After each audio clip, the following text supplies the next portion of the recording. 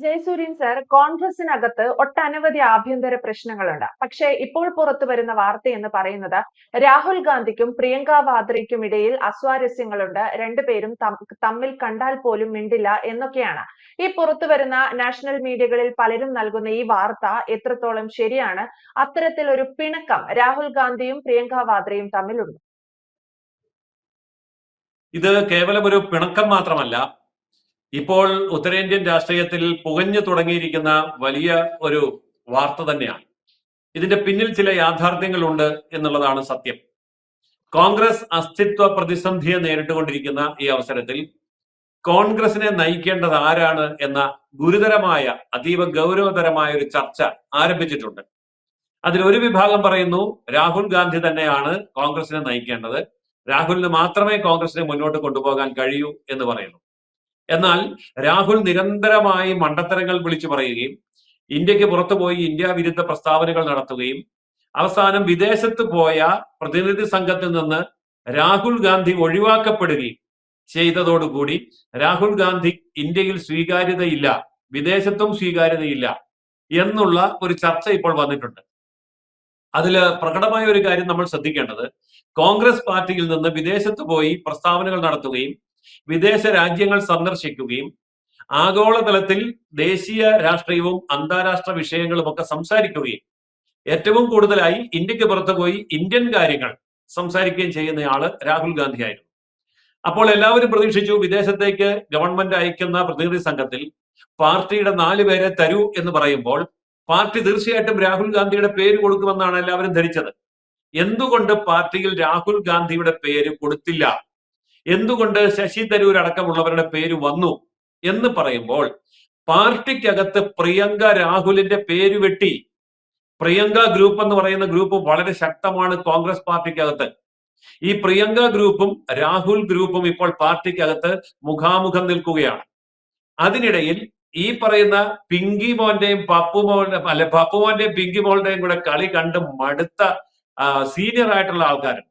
Serious ആയിട്ട് കോൺഗ്രസ് രാഷ്ട്രീയത്തെ മുന്നോട്ട് കൊണ്ടുപോകണം, പ്രതിപക്ഷത്തിന്റെ ഗൗരവം പാലിക്കണം, ആ പ്രതിപക്ഷ ധർമ്മം അനുഷ്ഠിക്കണം എന്ന് പറയുന്ന വിവരമുള്ള, തലയ്ക്കകത്ത് ആൾതാമസമുള്ള ശശി തരൂർ അടക്കമുള്ള കുറെ ആൾക്കാരുണ്ട്.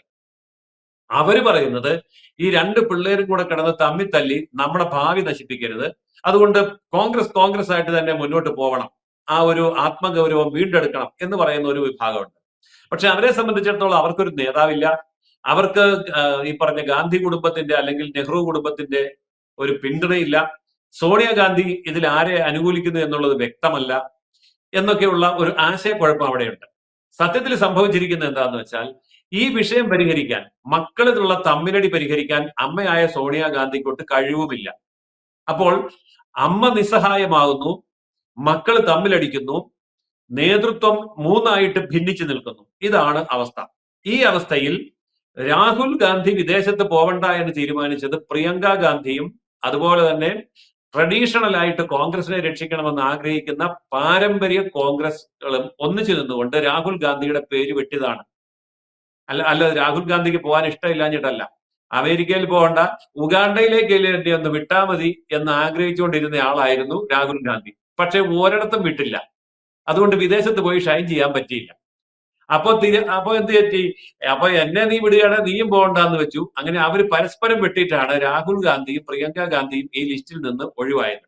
ഇല്ലെങ്കിൽ ന്യായമായിട്ട് ആ കുടുംബത്തിൽ നിന്ന് 3 MP ഈ 3 പേരിൽ ആരെയെങ്കിലും വിദേശത്തേക്ക് വിടാമായിരുന്നല്ലോ. അപ്പോൾ ആരാണ് ലിസ്റ്റ് വെട്ടിയത്? കോൺഗ്രസിനകത്ത് തന്നെയാണ് ഈ 3ഉം പരസ്പരം വെട്ടി തീർന്നു പോയത്. അല്ലെങ്കിൽ ഗാന്ധി കുടുംബത്തിൽ നിന്ന്, അതായത് ഗണ്ഡി കുടുംബത്തിൽ നിന്ന് ആരെങ്കിലും ഒരാൾ, അല്ലെങ്കിൽ 3 പേർക്ക് വേണമെങ്കിലും പോകാമായിരുന്നു. 4 പേരെയാണല്ലോ കോൺഗ്രസിൽ നിന്ന് കൊടുത്തത്. ആരെങ്കിലും എതിർക്കുമായിരുന്നോ? പണ്ടായിരുന്നെങ്കിൽ ആരും എതിർക്കുമായിരുന്നില്ല. ഇപ്പോൾ എതിർപ്പുണ്ട്. രാഹുൽ പോകുന്നതിന് പ്രിയങ്കയ്ക്ക് എതിർപ്പുണ്ട്, പ്രിയങ്ക പോകുന്നതിന് രാഹുലിന് എതിർപ്പുണ്ട്.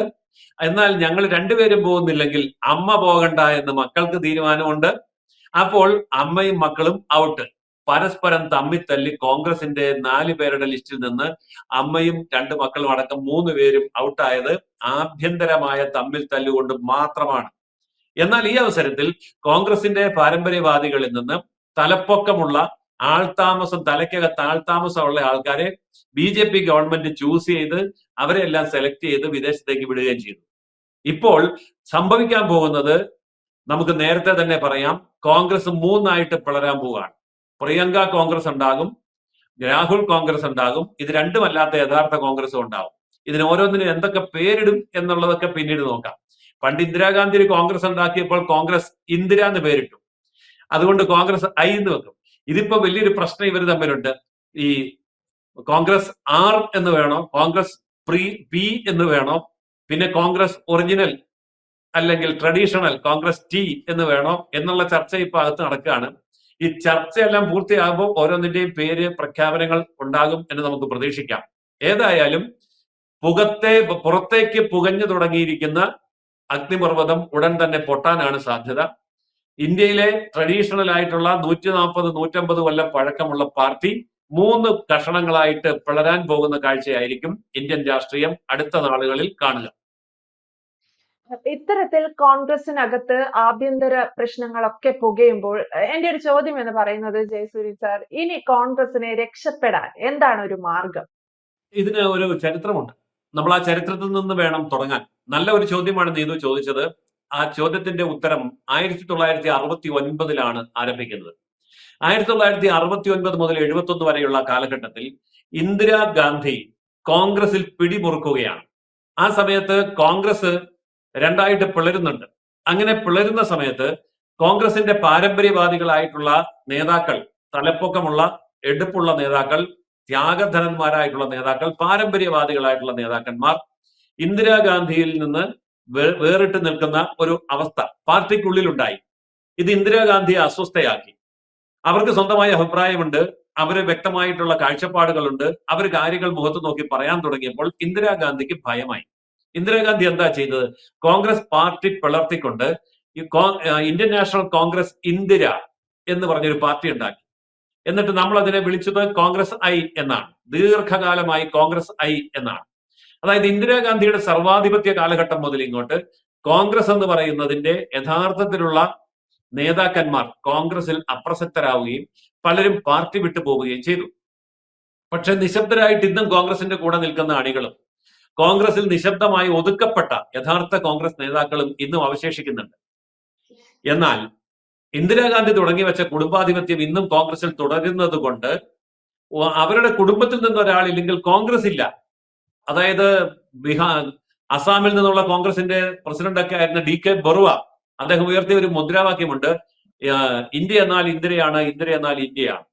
അങ്ങനെയൊക്കെ പറഞ്ഞ് കോൺഗ്രസ് എന്നാൽ ഗാന്ധി കുടുംബമാണ്, കോൺഗ്രസ് എന്നാൽ നെഹ്റു കുടുംബമാണ്, കോൺഗ്രസ് എന്ന് പറഞ്ഞാൽ സോണിയയും മക്കളുമാണ് എന്നൊരവസ്ഥ ഇന്ന് വന്നിട്ടുണ്ട്. പക്ഷെ ഇത് കോൺഗ്രസിലെ യഥാർത്ഥ കോൺഗ്രസ്സുകാർക്ക് അംഗീകരിക്കാൻ പറ്റാത്ത കാര്യമാണ്. അതുകൊണ്ട് അവർ പറയുന്നു, ഈ കുടുംബാധിപത്യത്തിനപ്പുറം കോൺഗ്രസിനൊരു മുഖം കൊടുത്തില്ല എങ്കിൽ നമ്മൾ നിലനിൽക്കാൻ പോകുന്നില്ല. ഇന്ന് ഈ കുടുംബത്തിലുള്ള സോണിയയ്ക്കാണെങ്കിലും രാഹുലിനാണെങ്കിലും പ്രിയങ്കയ്ക്കാണെങ്കിലും ഒരു പാർട്ടിയെ പ്രതിപക്ഷത്തിൽ നിന്നുകൊണ്ട് നയിക്കാൻ അറിയില്ല, അതിനുള്ള കഴിവില്ല. ഭരണമുണ്ടെങ്കിലൊക്കെ എല്ലാവരും ചുറ്റും കൂടി നിൽക്കും. പക്ഷെ പ്രതിപക്ഷത്ത് ഒരു പാർട്ടിയെ നയിക്കാനുള്ള കാലിബറും കഴിവും യാതൊരു വിധത്തിലുള്ള കർമ്മശേഷിയും രാഹുലിനും ഇല്ല, പ്രിയങ്കയ്ക്കില്ല, സോണിയയ്ക്കില്ല. അതുകൊണ്ട് കോൺഗ്രസ് എന്ന കപ്പൽ മുങ്ങുന്നതിന് മുമ്പ് നമുക്ക് ഇതിനൊരു പുതു നേതൃത്വം ഉണ്ടാക്കിയേ പറ്റൂ എന്നവർ ആവശ്യപ്പെടുന്നുണ്ട്. പക്ഷെ അവർക്ക് പുറത്തേക്ക് പറയാൻ പറ്റില്ല. അങ്ങനെ വരുമ്പോൾ അവർ നേരിടുന്ന ഒരു ക്രൈസിസ് എന്താന്ന് വെച്ചാൽ ആര് പൂച്ചയ്ക്ക് മണി കെട്ടും എന്നുള്ളതാണ്.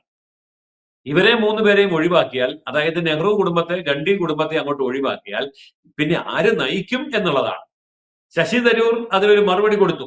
അദ്ദേഹം AICC പ്രസിഡന്റ് സ്ഥാനത്തേക്ക് മത്സരിച്ചുകൊണ്ട് ഒരു നല്ല മറുപടി കൊടുത്തു. പക്ഷേ അങ്ങനെ മറുപടി കൊടുത്തപ്പോഴത്തേക്കും ഈ പറഞ്ഞ നേതൃത്വം ശശി തരൂർ കൊണ്ടുപോയെങ്കിലോ എന്നോർത്ത് ഒരു ശിഖണ്ഡിയെ പിടിച്ച് മുന്നിൽ നിർത്തി ആയുധം താഴെ വെപ്പിച്ചു. അങ്ങനെയാണല്ലോ മല്ലികാർജുന ഖാർഗെ പ്രസിഡന്റ് ആകുന്നത്. എന്ന് പറഞ്ഞാൽ രാഹുൽ അധ്യക്ഷ സ്ഥാനത്ത് കസേരയിൽ ഇരിക്കുന്ന മല്ലികാർജുന ഖാർഗെ ഹാളിന്റെ അങ്ങേ തലയ്ക്കൽ രാഹുൽ ഗാന്ധിയുടെ തല കാണുമ്പോഴേ അധ്യക്ഷ സ്ഥലത്ത് നിന്ന് എഴുതി സ്റ്റേജിൽ നിന്ന് ഇറങ്ങിപ്പോകുന്ന കാഴ്ച വീഡിയോയിൽ നമ്മൾ ഇഷ്ടം പോലെ കണ്ടിട്ടുണ്ട്. അത്രേ ഉള്ളൂ ഇപ്പൊ AICC പ്രസിഡന്റ്. ഇങ്ങനെയുള്ള ഒരു പ്രസിഡന്റിനെയും ഇങ്ങനെയുള്ള ഒരു പാർട്ടി സംവിധാനത്തെയും ഉടച്ചു വാർക്കാൻ കഴിയുന്ന ആര് മുന്നോട്ട് വരും എന്നതനുസരിച്ചായിരിക്കും കോൺഗ്രസ് പാർട്ടിയുടെ ഭാവി. തീർച്ചയായും ഇത്തരത്തിൽ കോൺഗ്രസിനകത്ത് ആഭ്യന്തര കലാപം രാഹുൽ ഗാന്ധിയും പ്രിയങ്ക വാദ്രയും തമ്മിലാകുമ്പോൾ അതിരൂക്ഷമാണ് സാഹചര്യങ്ങൾ. കോൺഗ്രസ് വീണ്ടും പിളരാൻ പോകുന്നു എന്നുള്ള തരത്തിലാണ് മാധ്യമ വാർത്തകൾ പുറത്തേക്ക് വരുന്നത്. ഈ രീതിയിൽ കോൺഗ്രസ് പൂർണ്ണമായും ജയസൂര്യൻ സർ പറഞ്ഞതനുസരിച്ച് അധപ്പതിക്കാനുള്ള എല്ലാ കാഴ്ചയും നമ്മൾ കാണുന്നുണ്ട്. വ്യക്തമാണ്. Thank you sir.